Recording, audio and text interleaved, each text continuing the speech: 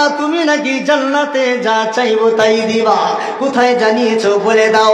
আল্লাহ জানিয়ে দিলেন ওয়ালাকুম ফিহা মা তাশতাহি আনফুসুকুম ওয়ালাকুম ফিহা মা তাদউন। এই বয়ান শেষই করি নাই, যেমন এদিকে মাইক রাখা আছে, সাউন্ড বক্স আছে, ওরই পাশে ওই সময় বিশাল ঠান্ডা, এক চাচাজি চাদর মুড়ি দিয়ে একদম পাশে বসেছিল, আমি দেখতেই পারি নাই।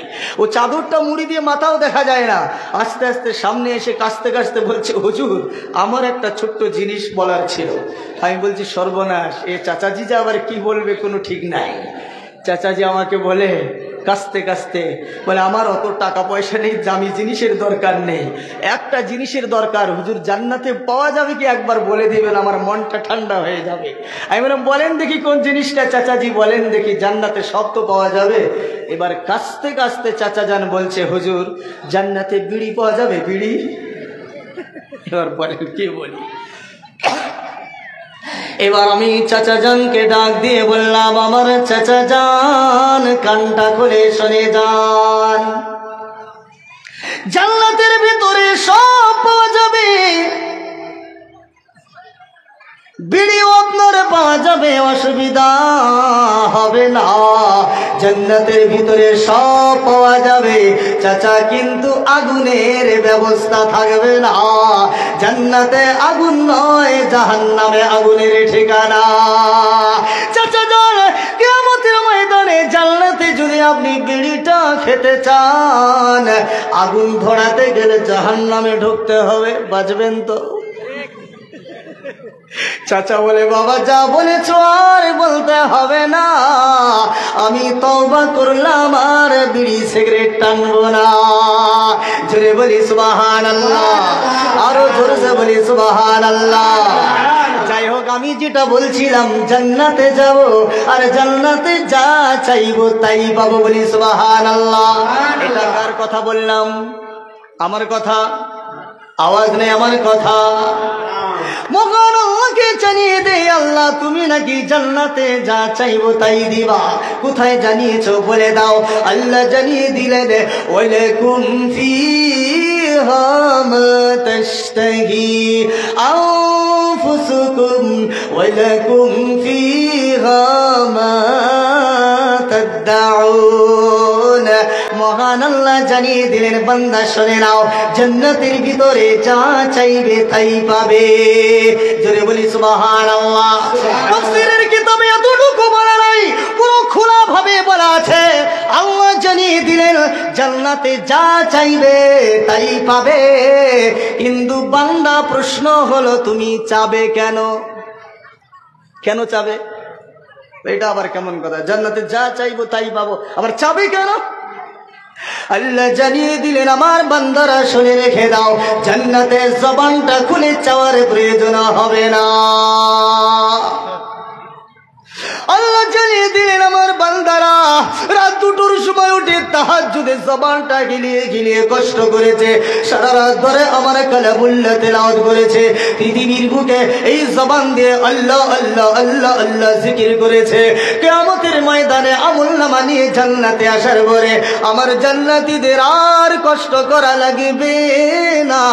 জান্নাতীরা জান্নাতের ভিতরে মনে মনে করবে কল্পনা, আমি আল্লাহ না দিয়ে ছাড়বো না, বলি সুবহানাল্লাহ।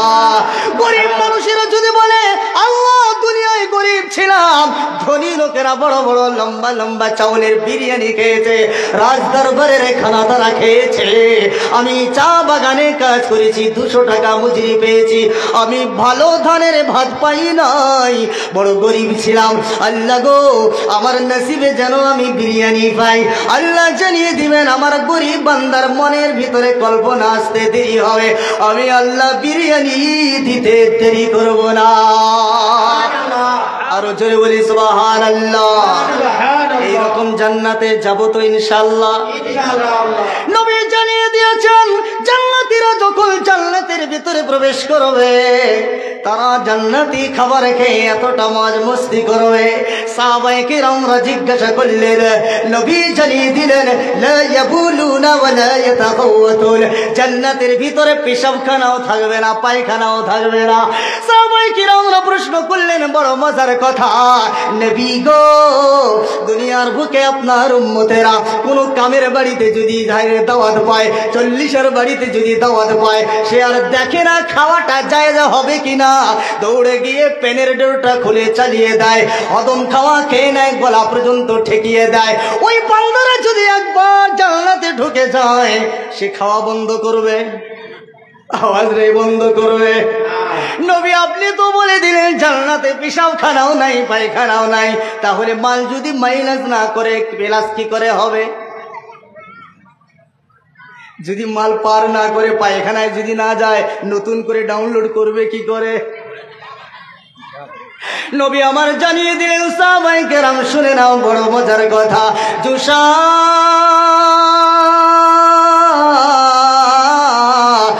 জুসাইল মিস্ক, জোরে বলি সুবহানাল্লাহ। নবী জানিয়ে দিলেন, ও সাহাবায়ে কেরাম শুনে নাও, জান্নাতীরা যখন জান্নাতে পেট ভরে খেয়ে নেবে, জান্নাতীরা পেট ভরে খাওয়ার পরে একটা মাত্র ঠোকর দিবে, করে একটা মাত্র ঠোকর দিবে, আর সঙ্গে সঙ্গে জান্নাতীদের পেটে যা খাবার ছিল সব হজম হয়ে যাবে। আর গোটা জান্নাত দুনিয়ার ঠোকর খেলে, আর যদি মূলো খেয়ে কেউ যদি কারোর সামনে ঠোকর দেয়, এই দুর্গন্ধর শেষ আছে? আওয়াজ নেই শেষ আছে? সাহাবায়ে কিরামরা বলছিলেন, ইয়া রাসূলুল্লাহ, জান্নাতের ভিতরে এক জান্নাতি ভালো মন্দ খেয়ে অপর জান্নাতীর সামনে যখন ঠোকর দিবে, ও তো সামনে দৌড়ে গিয়ে লাথি মারবে, ভালো খাবার খাবে, ঠোকরের গন্ধ বেশি হবে। নবী বললেন, না, জান্নাতীদের ঠোকর যখন জান্নাতের ভিতরে মারবে, তখন গোটা জান্নাত মিশকে আম্বরের মতো সুগন্ধি দিয়ে ভরে যাবে। জোরে বলি সুবহানাল্লাহ, আর জোরে বলি সুবহানাল্লাহ।